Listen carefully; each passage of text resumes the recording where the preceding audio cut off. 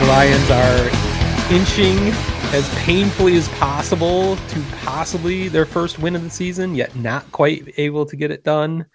This is a historic season. As the funniest thing that could possibly happen is for the Lions to actually tie a game before they can actually win a game this year.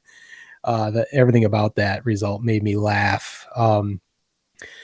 I didn't have high hopes necessarily going into Pittsburgh until I heard Ben Roethlisberger tested positive for COVID and would not be playing in the game.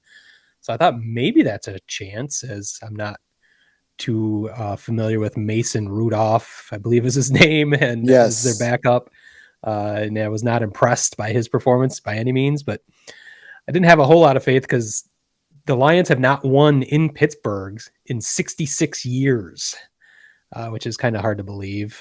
There's that was crazy. I did see a lot of that game. I'm sorry. I know. It was there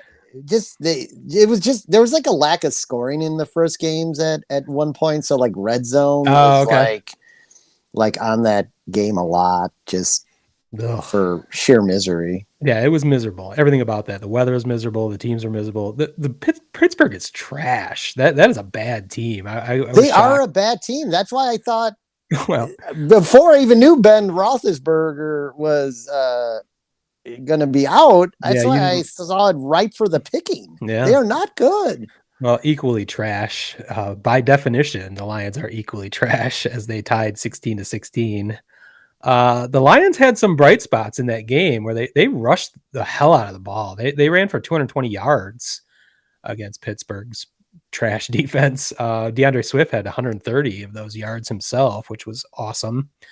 Unfortunately, Jared Goff he's just not an NFL quarterback. In fact, in the first quarter, he was 2 of 3 for -1 yards.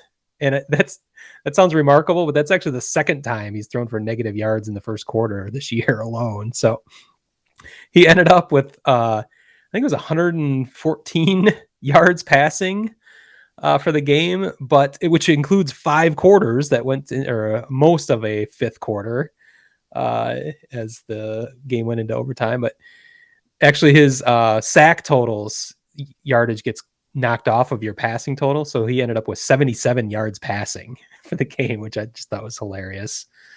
The real story of the game is field goal kicker Ryan Santoso, which sounds like a totally made up name to me, like John Cocktoson or Art Core Valet or something. Ryan Santoso missed an extra point in regulation, then missed what would have been a game-winning field goal in overtime, which is one of the saddest kicks I've ever seen. I don't even think it ever got high enough to my God. It looked like the ball had the air taken out of it. I've never seen a kick that bad in a professional football game, but of course it happens in the Lions. What can you say? I'd rather, I think I have other tidbits about this game, but I'd like to bury this game, much like Coach Dan Campbell, Danimal Cannibal, as I like to call him, buried a hard drive that had all of the Lions' previous 8 games footage, buried it in the ground someplace near their practice facility, an entire hard drive with all their game film, because they wanted to turn the page after their bye week and losing their first 8 games. So they had the desired effect. They did not lose. Last week, they tied the game. In fact, they have not lost in November. I think I brought up earlier.